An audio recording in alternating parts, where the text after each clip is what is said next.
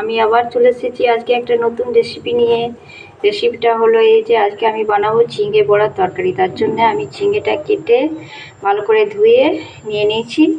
এই যে ঝিঙেগুলো এরকমভাবে সাইজ, এই সাইজ এরকম করে কেটে নিয়েছি। আলুটা এরকম করে কেটে নিয়েছি। চলো এবারে আমি বানাবো।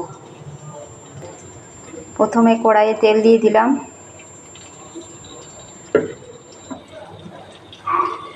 এই যে আমার তেলটা চলে এসেছে। এবারে আমি আলুটা ভেজে নেব।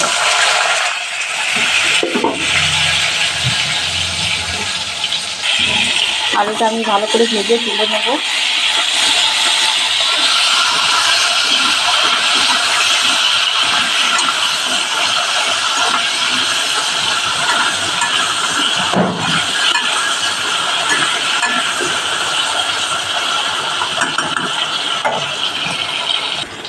এই যে আমার আলুটা ভাজা হয়ে গেছে, দেখতেই পাচ্ছ তোমরা। আমি আলুটা তুলে নেব। এই যে আমি আলুটা তুলে নিলাম।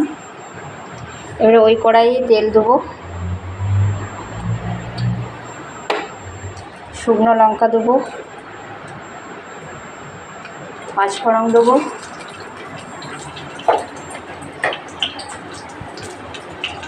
একটা তেজপাতা দেবো,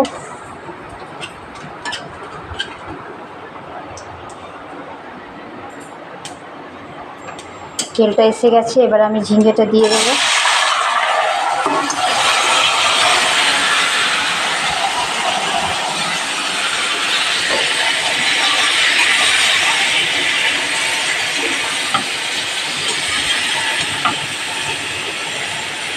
ঝিঙেটা একটু ভালো করে কষে নেব।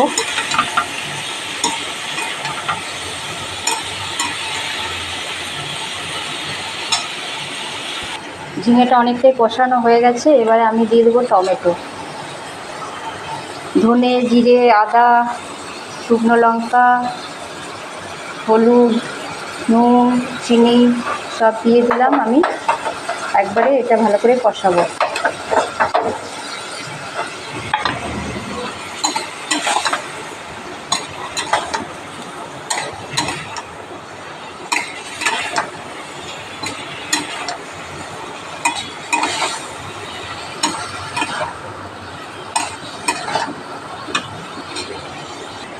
দু চামচের মতো টক দই দিয়ে দিলাম।